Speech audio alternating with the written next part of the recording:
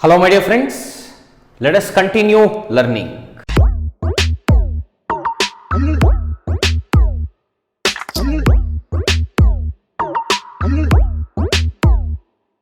In the last video, you have learnt when did this concept of microprocessor came into existence, when did programming came into existence. Initially when microprocessor got introduced, in what level people were programming. Then assembly level language came into existence. Moving ahead, high level language came into existence. What are compilers? What are assemblers? What are language processors? All these concepts was pretty much clear to you in the previous session. Probably in today's session, I will have to continue with the high level languages. If you will ask me, sir, what do you mean by continuing with high level languages? As I have told you, in 1960s itself, people started using high level languages. From 1960s till date, how these high level languages evolved? What was the popular high level language back by then? Probably how it actually lost its race.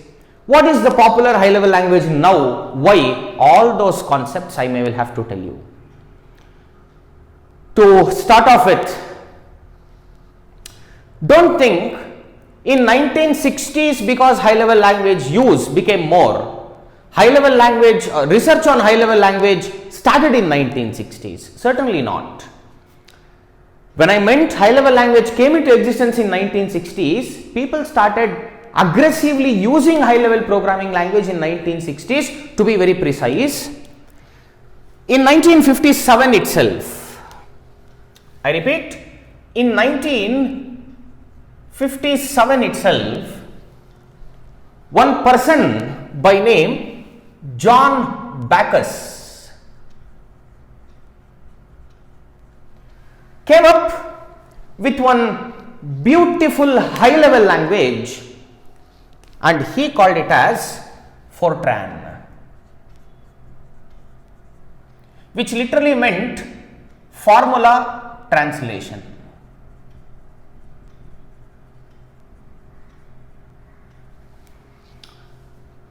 Fortran, formula translation. That was the name of the programming language.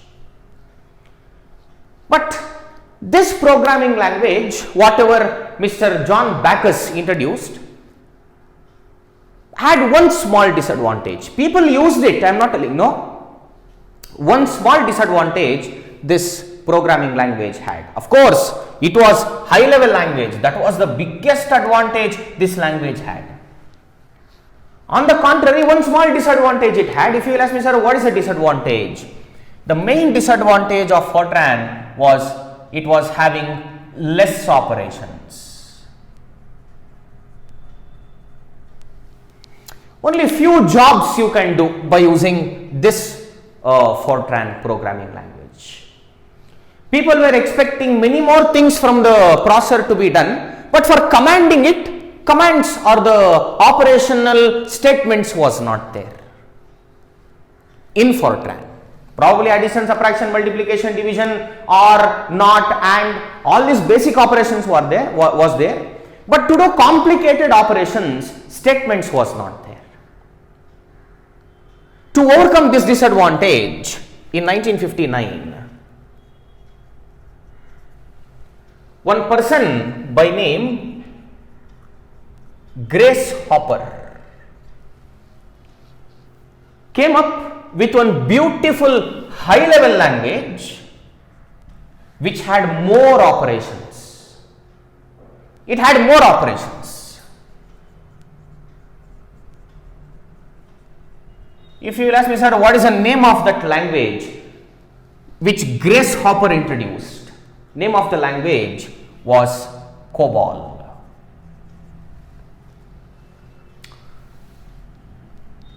What is the abbreviation of COBOL, sir? If you will ask me, COBOL stands for Common Business Oriented Language. Common Business Oriented Language was the abbreviation of COBOL. Just imagine in 1959 how people reaction would be after seeing this programming language. You had a high level language, means now they need not use assembly level language. It had more operations also, unlike Fortran. People started liking COBOL, people started using COBOL, but very soon they found one biggest disadvantage of COBOL. If you will ask me, sir, what disadvantage? Your COBOL was unstructured style of coding programming language. I repeat, your COBOL was unstructured style of coding programming language. If you will ask me, sir, what is unstructured style of coding? When I will tell you what is structured style of coding, you will understand. Don't much worry about what is unstructuredness, because in future you will understand. In today's lecture only you will understand. But COBOL was unstructured. If you ask me, sir, then what about Fortran? Fortran was also unstructured? Yes, Fortran was also unstructured.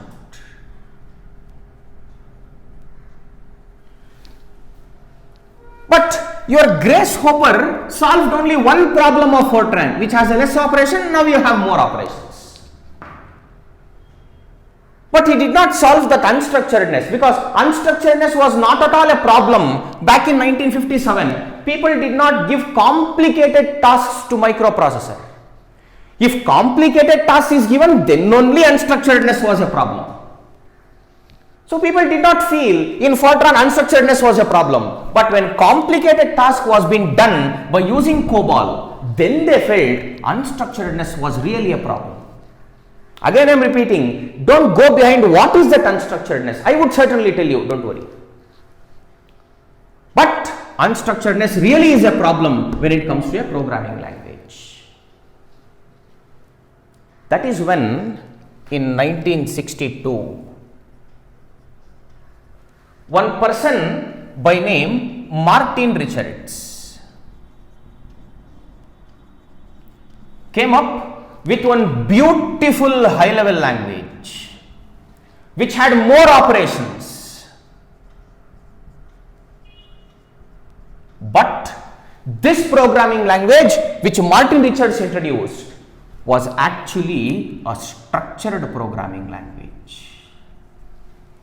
It was a structured programming language, and he named the programming language as BCPL, which meant Basic Combined Programming Language. Basic Combined Programming Language was the name given to the programming language developed by Martin Richards, which was a high level language which had more operations. On the other hand, it was structured also. People were really very happy with BCPL because they got high level language, it had more operations. Not only that, it was structured. Unstructuredness was a problem. Now you got a structured programming language in 1962. Here is when more and more people started using high level language for instructing the processor at this time only by using BCPL. Slowly when people started using BCPL for giving complicated tasks for the processor, they understood that this BCPL language actually occupied more memory.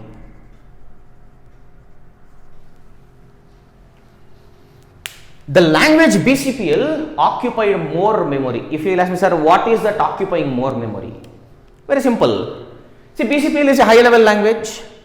If you will type the program or if you will type the instructions in this high level language BCPL, directly you cannot give it to processor.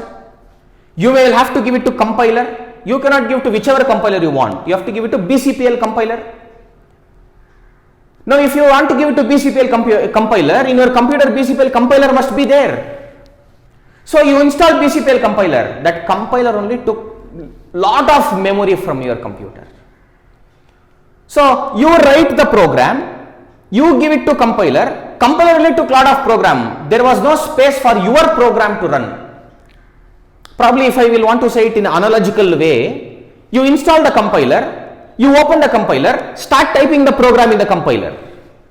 As soon as you start typing the program, probably after 500 or 600 lines of code, your computer would have told out of memory, like that one error it would have shown. The language itself was taking so much of memory, other softwares it was unable to run. Your own software which you are writing by using BCPL only, you were not able to run. And I am speaking with respect to 1962. In 1962, memory was really a matter of concern. You did not have GBs together of memory. What did you have was KBs together of memory. That's it. Or Bs, only bytes of memory you had. You did not have kilobytes, megabytes, gigabytes, zettabytes. It was not there at all. So most of the memory in your computer was occupied by the compiler or the language processors itself. People started getting frustrated with BCPL because it was occupying more memory. And remember, if this problem wants to be solved, language was good. If this problem wants to be solved, if occupying more memory problem wants to be solved, people should put extra memory in their computer. If you want to put extra memory, you have to buy extra memory. And again, memory was a costly affair when it comes to 1962. It was a very costly affair. Not like today's scenario wherein you just give thousands of rupees and get GBs of memory. No, that was not the case at all. And if you want to put extra memory, extra slot should be there. If you want to have extra slot, extra money you have to put for a different configuration computer. So money was involved in solving this problem. So people got frustrated with this BCPL.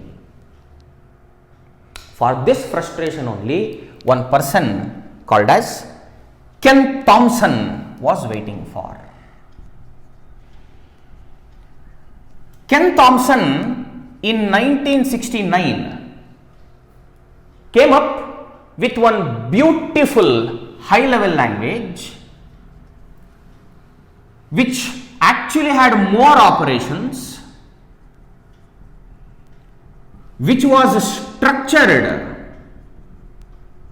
and it occupied less memory. I repeat, Ken Thompson came up with a beautiful high level language, had more operations, it was structured, it occupied less memory. The language processors and all the other components occupied very less memory when compared to BCPL. Now this language which Ken Thompson designed, he wants to give it to the market and tell to the programming world, look programming world, I have designed a wonderful programming language which had all these features. But what name to give and to tell the programming world was a big concern for Ken Thompson. After doing a lot of research, Ken Thompson named the programming language as B. If you will ask me, sir, what do you mean by B? B means nothing, simply B. Sir, Fortran means formula translation. COBOL means common business oriented language. BCPL means basic combined programming language. B means what, sir? Nothing, sir. B means nothing. B is B, just that's it. What weird name you might think. Always remember, name should tell the property of a product. That is how naming convention will be in the IT industry. For example, CodeNest. Why did we keep our organization name as CodeNest? Name is telling it all. This is a nest where all of you small kids will come and learn coding. That is why it is called as CodeNest. The other perspective, KOD, for knowledge on demand. We will give knowledge that is on demand. You will come and learn in this nest. KOD stands for knowledge on demand. So multiple technologies which is on demand, you will be learning in this nest, CodeNest. Any product you take, it should tell the name, it should tell the property in the name. Same thing Ken Thompson also did. What was the big difference between the previous programming language and this programming language? It was occupying less memory. That you should tell it to the programming world. See, basic, combined, programming, language, more memory. Name itself is occupying so much of memory. Will not the programming language occupy? My programming language, you see, B, very less memory. This language is occupying less memory, hence the name B he kept. It is not even basic, B. He released the programming language to the market. He announced to the programming world, everyone who was instructing the processor uninstalled all the compilers and components of BCPL. Everyone started installing the components and the language process of B. Everyone started learning B language. Everyone started coding in B language. When people started liking B, when more and more projects was built on B, that is when they understood that even B had a disadvantage. If you will ask me, sir, what disadvantage B had? B actually was a typeless programming language. PL stands for programming language. Typeless programming language it was. Okay, sir, what about the BCPL? BCPL also was typeless programming language only. But Ken Thompson always concentrated on more memory aspect only. He did not concentrate on typelessness. If you will ask me, sir, what is typelessness? You don't have the concept of data types in the programming language. And not having the concept of data type in a programming language is a very big disadvantage for a programming language. For a scripting language, you need not have a type. What is scripting language and all? Don't worry about it, forget about it. But for a programming language which is used for multiple purpose, you should have the concept of data types. But B was a typeless programming language, when BCPL. But Ken Thompson did not concentrate on that, just because Ken Thompson saw two problems. If at all he would have seen two problems. One problem, more memory. One problem, typelessness. Correctly tell me, if you have two problems and one problem is associated with money, one more is not associated with money, as a human being, which one will you try to solve first? That problem is associated with money. So, more memory problem if you want to solve, people should put money, bring the memory, add it to the computer. If computer did not support it, they have to sell the computer, bring the new configuration computer, then add the memory. Money is involved. So, to solve that disadvantage which is associated with money, Ken Thompson got in a programming language which occupied less memory. But later, that disadvantage which was running in background came to foreground. Now people started complaining, oh, B, even though it is occupying less memory, it is typeless programming language, Small tasks we can do, big tasks if we want to do. Data types concept is needed, there is not there. People got frustrated with the existing B language also, and for this frustration only Dennis Ritchie was waiting for. Dennis Ritchie in 1972 came up with one beautiful high level language which had more operations, not only that, which was structured. It occupied less memory. It was a typed programming language. It had the concept of data types. Such a wonderful programming language Dennis Ritchie came up with. And remember, Dennis Ritchie was a friend of Ken Thompson, working for the same company in the Bell Labs. Now, he came up with such a beautiful programming language. He wants to announce it to the programming world. Look, programming world, I have come up with a beautiful programming language which was not only structured, which did not only occupy less memory, it is a typed programming language also. He had to announce it. But what name to give and announce was a big issue. After doing immense research, he gave the name as C. Don't think from BCPL he took B, he is a friend of him, so he took the next letter C. No, that was not the case. He told to the programming world his programming language occupies less memory by using B. But this fellow told that my programming language, whatever I have developed, is one step ahead of the existing one. His programming language was one step ahead. How to tell my programming language is one step ahead? Very simple. What comes ahead of B in the alphabets? C. That is why he named it as C. From 1972 until 1982, you can see almost a decade, 10 long years. C ruled the IT industry. For IT industry, Dennis Ritchie was a god, literally god. Every project, say supposing 100 projects are running in the IT industry, 95 projects was done by using C. But in 1980s, the way IT industries worked changed off. Until 1980s, IT industry did not concentrate much on solving the problems of real world.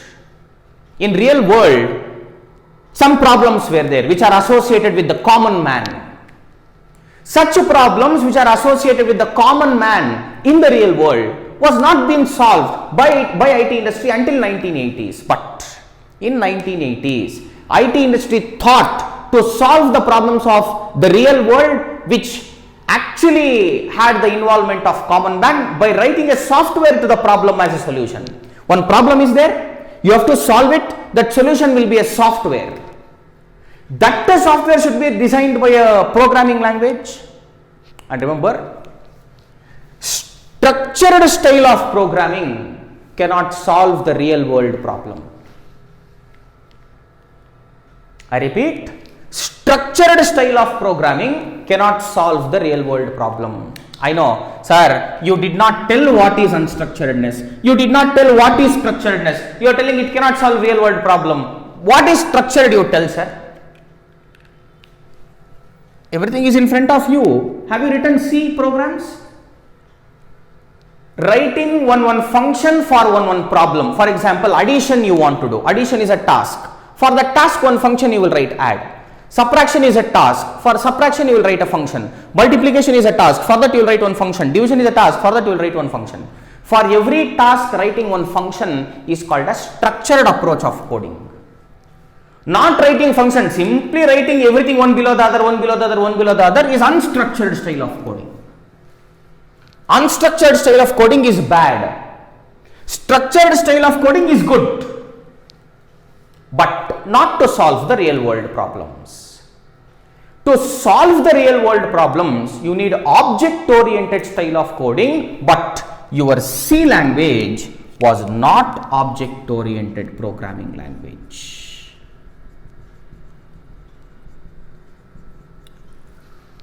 Please don't ask me, sir, why didn't Dennis Ritchie build C as object-oriented programming language? Why did he build it as structured? Don't ask this question, because you have to see the era in which he is. Until 1980s, that need only was not there. How come Dennis Ritchie will think of future? Okay, someone can think, but not to a decade extent. It was a perspective difference or perspective change with respect to IT industry. IT industry started solving real world problem in 1980s. In 1980s only need came. But until 1980s, this programming did the best of the best job. But suddenly need changed. People really got frustrated with C because it was unable to solve the real world problem. For this frustration only, his friend, Dennis Ritchie's friend, called Bjarne Stroustrup. In 1982, came up with one beautiful high-level language which had more operations, which occupied less memory, which was typed programming language. Not only that, it was an object-oriented programming language. It was an object-oriented programming language. He designed it. Now immediately he wants to tell to the programming world that look, I have come up with a wonderful programming language which had all the properties of the previous one, but mine is one step ahead. Now IT industry needs to solve real world problem. You are urging for object oriented programming language. You have one, take it. Like that, Stroustrup wants to tell to the programming world, but what name to give and tell was a very big issue. After doing immense research, he named the programming language as C++. I hope every student sitting and watching this lecture knows what is plus all about. Plus is incrementation, one step ahead. That is what is plus. If A is 10 and if you tell A plus, A becomes 11. If X is 99 and if you tell X plus, X becomes 100, one step ahead.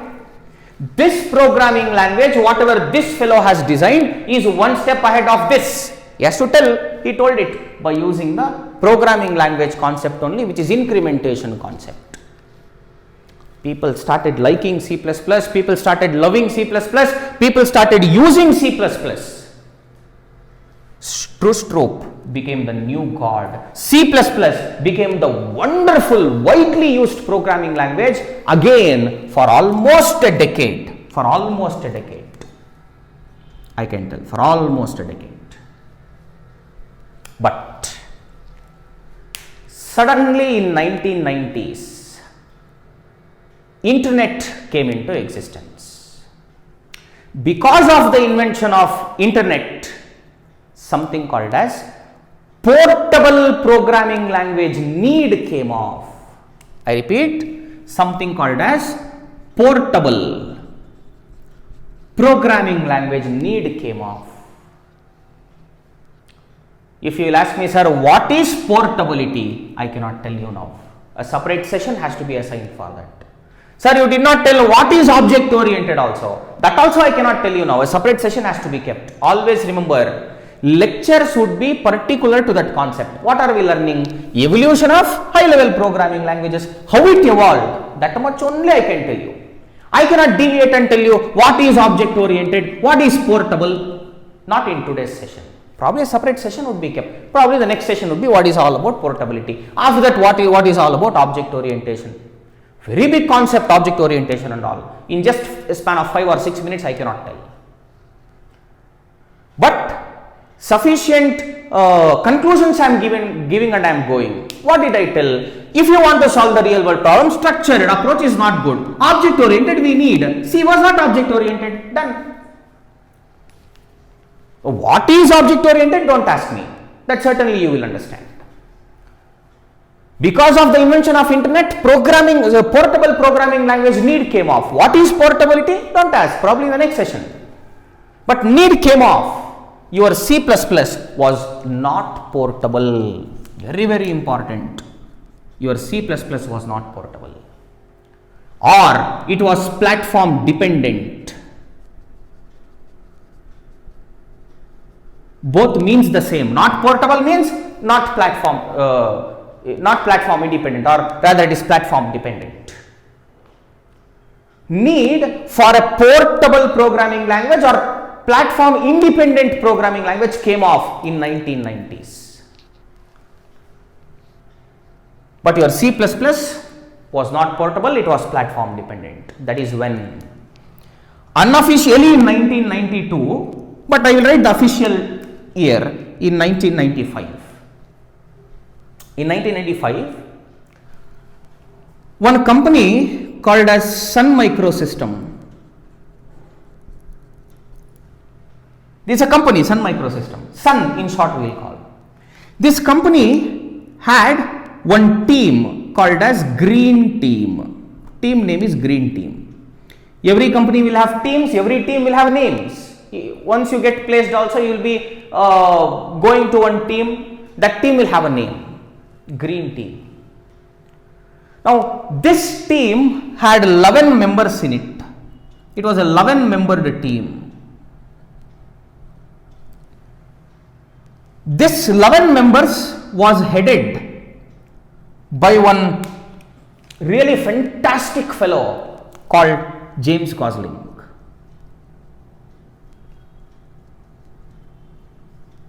James Gosling. This team headed by this fellow came up with one beautiful, fantastic, marvelous high-level programming language which had more operations. What is that, sir? That more operations you are dragging. Now you have told more operations. That is what it literally means. 500 operations, 1000 operations, 5000 operations, 10,000 operations, 50,000 operations, 80,000 operations, 1.5 lakh operations. Literally you can do wonders with this. Many new features which was not there previously. That is what I meant. More operations which occupied considerably less memory, even though memory was not at all a concern by 1990s. We are in 1990s. Memory was a concern in 1960s, but not in 1990s. Almost 3 decades. But even then occupied less memory. It was a typed programming language. It was an object-oriented programming language. Not only that, it was a portable programming language, or it was a platform independent programming language. Such a wonderful features this programming language had, which was designed by James Gosling and his team, 11 member team. James Gosling put together 11 members. Such a wonderful programming language they designed. Such a wonderful programming language. They want to release it to the market because need came off in 1990. Need came off. They want to release it to the market. But what name to give and release was a big issue. Initially, they thought of naming the programming language as C+++++.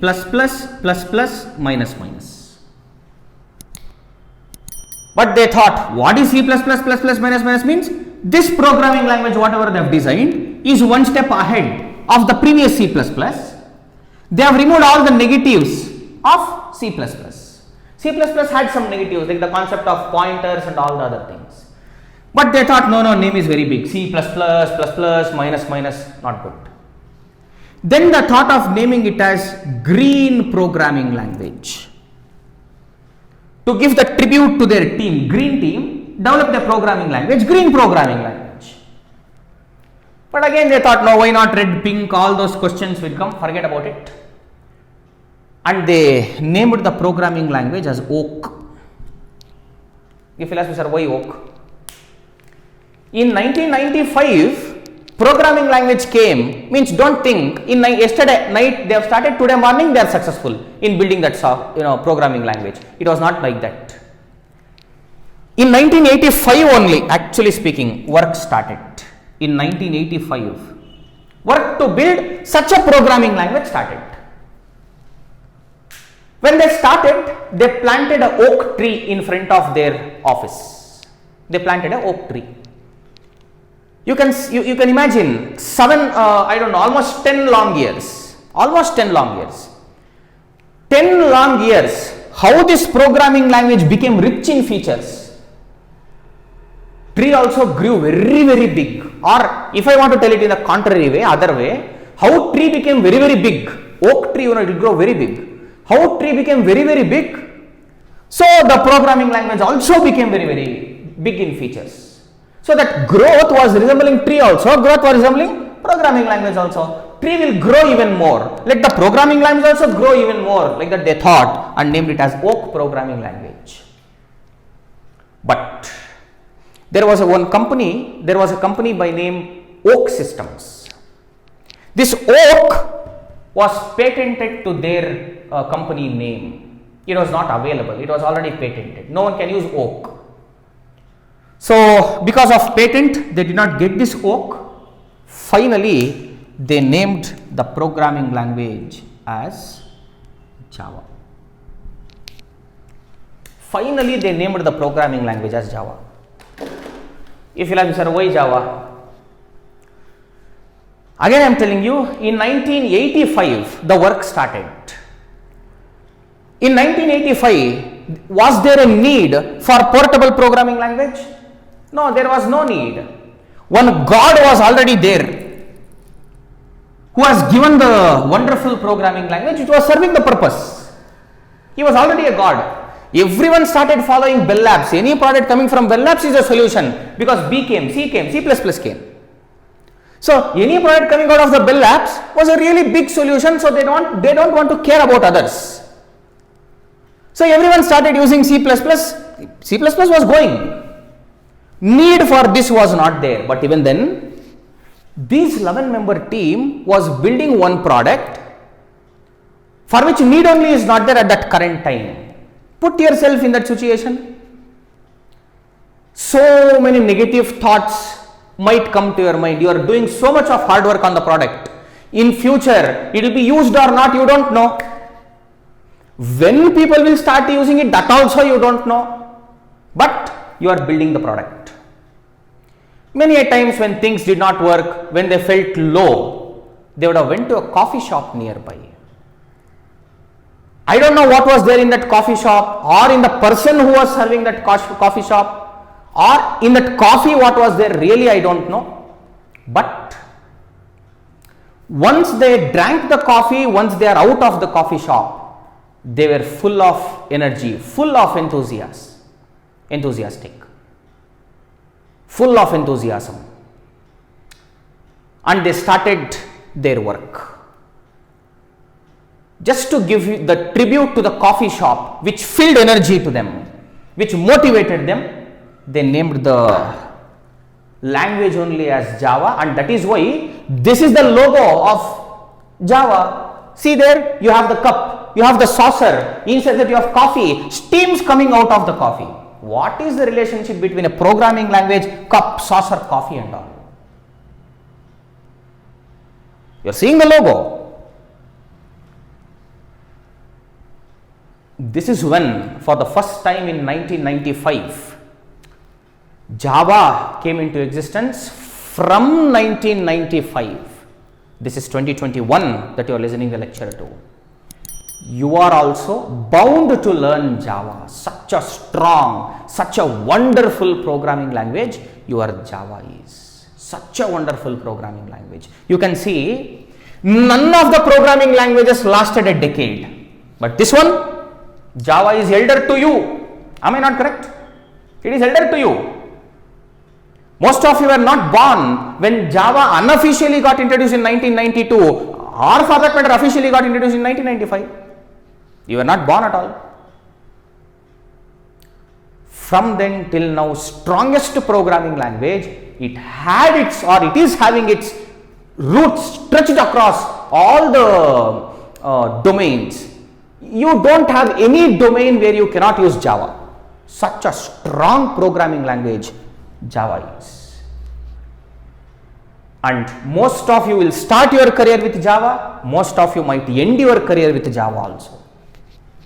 Most of you. I hope I am completely clear how programming languages evolved where we are now. I know most of you would have heard one more programming language, names are Python. Python is great, artificial intelligence, machine learning. Probably when I will teach you Python, or if you will meet me to learn Python someday, somewhere, I don't know. At that time, I would tell the evolution of programming languages in the perspective of Python. But even then, Java and Python, if you compare, Even today, I will tell you, apart from that artificial intelligence and machine learning, one domain where Python is somewhat extensively used when compared to Java. Java also can be used for that. Don't think Java you cannot use for artificial intelligence and machine learning. There is no domain in which Java cannot be used, I am telling you. But compared to Java, Python is used more. That is why, because that is a buzzword in today's scenario in 2021, you are hearing that word Python more, but nowhere, no programming language can compete with Java in the features, nor in the branches stretched across all the domains. Such a wonderful programming language is Java. I hope I am completely clear with evolution of high level programming languages.